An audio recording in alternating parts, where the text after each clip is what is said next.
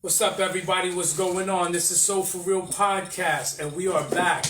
We are with the legendary DJ Bobby Speed. We are in the building right now, y'all. Say what up, Bobby. What up, people? Yo, Rex, thanks for having me, man. Thanks for having me. Of course, hell yeah, anytime. I'm about to take a little swig for that, man. Exactly. Cheers to everyone out there looking in. Cheers. So give these people a little introduction about who you are, you know what I mean, and whatnot, and like. Well, ain't much to my story. Quick. Ain't much to my story. Just a DJ growing up on Lower East Side, and we had a lot of DJs where we grew up at. Yes, and we all love the same thing, music. That's what literally brought us all together. Exactly. Those dudes that we the grew power up with. of music. Exactly. You know, like DJ Ralphie, you know, Master D, Darnell. It was a lot of cats that inspired me. Salute, CBS. To help me do what I was doing. Yes, CBS, yes. What up, people? Ralphie, my hero. Bet. So, Speed. So, basically, how long have you been in the game? Let the viewers know and let the people know what's going on. As a youngin', just coming out in the parks. Once I got my second turntable, the practice little button, all my friends would help me come out in the park and we'd show our skills. Exactly. Started from there. 77, 78. Wow. It started from there. So we were going way back, you know what I'm saying? Just in the parks around here, you had Baruch Park, you had 142, you had FDR Drive. I mean, wherever we could set up at, because those days it was much easier for us because everyone probably just wanted to hear the stuff that we were doing. What I really call it, you know what I really call it? It's like coming full circle. Yeah. Because the passion is still there. Y'all. The passion. The same passion we had back then. Determination. That's just something that you have now when you share that with everybody that you come in contact with. Yeah. You feel me? That's what helped me get to this point. The energy. The still love for what I do. The love for what my friends do. You know what I'm saying? Exactly. Ralphie's one of my favorite DJs. Why? Because he's been doing it that long. Shout out. Like me. So when I see him, he's my inspiration to this day, man. I be like, man, Pearl. Well, the other day you was just cutting up a little something in the battle. Shout out to Keisha on TV, man. And you know why he did it? Because he felt comfortable enough to put me in there. Exactly. And that's my boy, man. It was crunch time, bro. And you know what? Thanks for Ralphie. You know, praise to Ralphie for doing that because we had a beautiful time that day. Yeah, definitely. You know what I mean? I was sweating my ass off working. He always makes man. me. Yeah, man. Hey, Shark, man. Good looking for the opportunity. Yo, man. If you Ralphie, I appreciate you, boy. Broski. Word. So, bet. Now let's get into basically who are like some of your basic inspirations in the game. Man, back in those days, you to do what you do. Like, you know what I mean? Yo, you had the Cold Crush 4. You had the Fantastic Romantic. You had Breakout and Baron. Funky 4 plus 1 more. And we would have these mixtapes, man, at its purest form. Nice. And we all kept a boombox to walk around. So that was town mixtures, with. like explaining man. mixtures of certain artists and different people that had different diversity, different lyrics. Different flows. What it was too? Listening to Catch Some Other Hoods when we were young like that. And it was dope because it wasn't more of the rah-rah, it was more of the melody. Exactly. With the music that we like, the park style records. Yes. I mean, if you listen to it then, which was, no one really knew what it was. No one really dealt with it on that level. Exactly. But the street had it. The street had it. That you had a lot of DJs. So there was a lot of unsigned talent. Yes. And like undiscovered talent back in the days. Man. You was spinning they shit and you was supporting them. I had one guy, Tony T, he was real short. And he was a one-man crew. Facts. Stay Fresh. And Master Lee was his DJ. He would sit there and rhyme all day if you let him. He was a short dude. And for me, that had me. Tony T... I get into those moments with Ralph a lot though too. But he was standing, if he was in the big park, he had that personnel to say, I got this. And if you let him rhyme, the little short dude.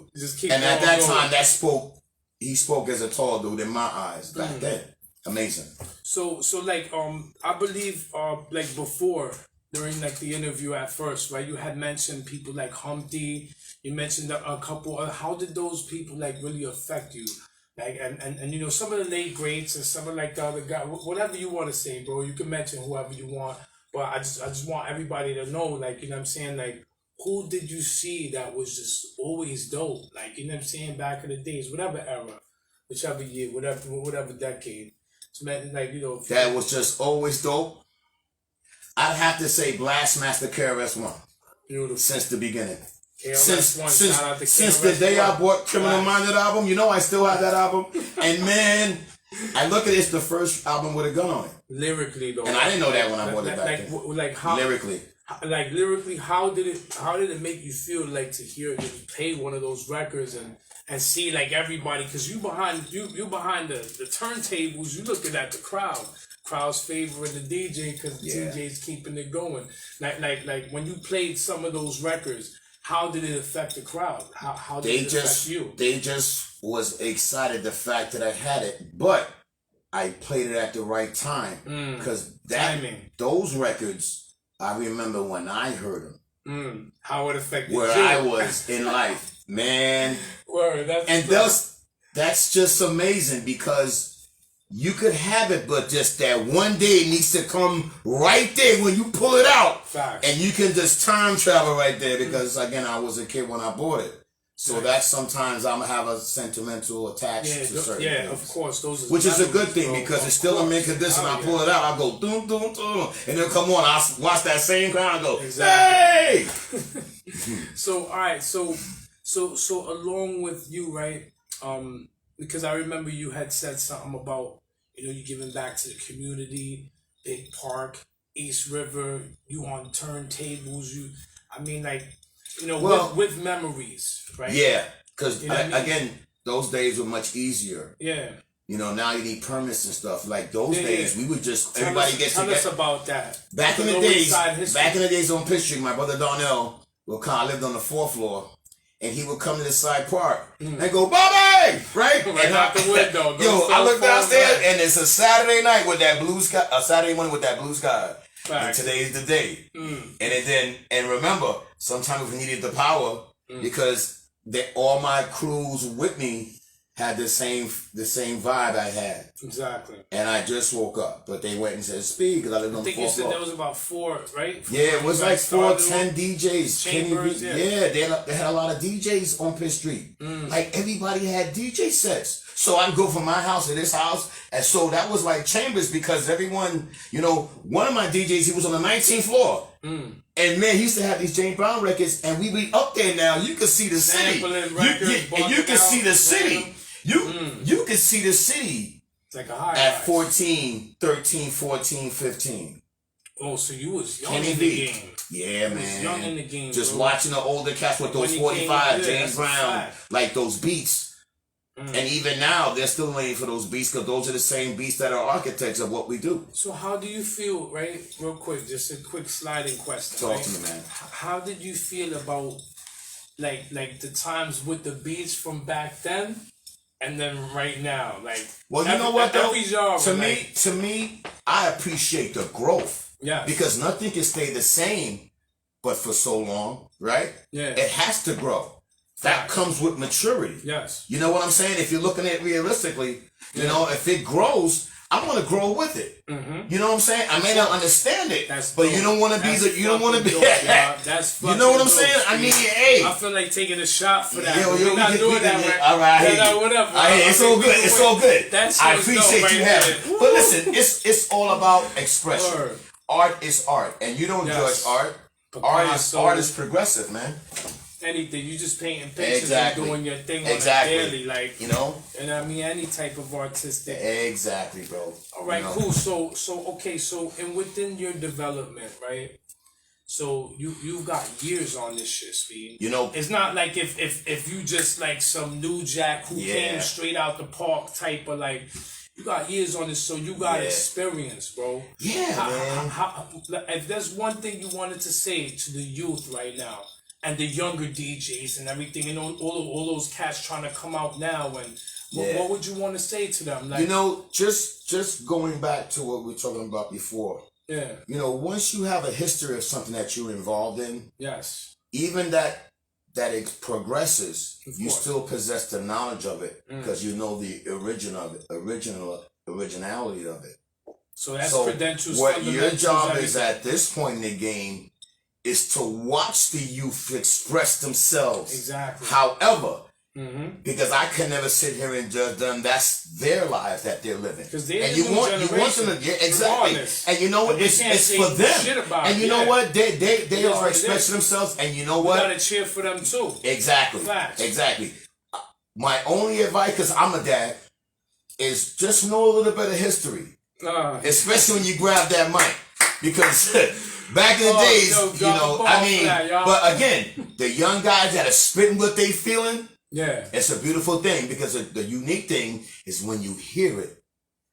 In the age where everyone sounds the same, but an OG or someone who just loves music from the heart and listening for the artistic point of view of exactly. it. Like that creativity guy or that person. Wow. The lyrics. Where no one was, the everyone, passion, yeah, exactly. the That's sometimes, determination. exactly. Where was And the appearance and the passion of it. Exactly. Because rap's something you do. Hip hop's something that you live. So what do you feel about the videos and the visuals and stuff like that? I'm all with for this new, yeah. Me, I love visuals because that gets you in tune to what's going on. See, a record could be a record, whatever. But once you get to see, once it's tangible, then you have a whole different perspective. That was a great word. Am I right? Tangible. That comes from just seeing it, Tangible, not liking the record, but yeah. wait a minute. Ooh, that video's kind of dope. And next thing you know, playlist. Yeah, exactly. It just ends up like. And it could come from anywhere. It could come from anywhere. Honestly, I don't think, like, real quick, just to, not to be on the eye, but I don't think any type of record is garbage. It's the same way that I think, like, you know what I'm saying, like, what you call it, like a painting is garbage, or a story or something is garbage. Like, art is art. Someone actually really had to have a meaning behind why they wanted to actually, an objective, something like a, you know what I mean, is just, you know what I mean, but, you know, let's get back to it, man. But yo, shout out to every, you know what I mean? Shout out to LES, shout out to Rex for having me. Yo, man. Delancey Street, Alphabet City, The Hill, Manhattan, everybody, Brooklyn. DJ Ready. Brooklyn. Yo, I'll call you later on, bro. Better be up. Facts. Peace, Yo, bro. shout out to all boroughs as well. Yeah, man, Brooklyn, Bronx, Queens. Yeah, so we basically at the half right now, y'all, you know what I'm saying, and whatnot. You know, if there's any questions you guys want to ask as well, you guys can feel free, you know what I'm saying, and whatnot.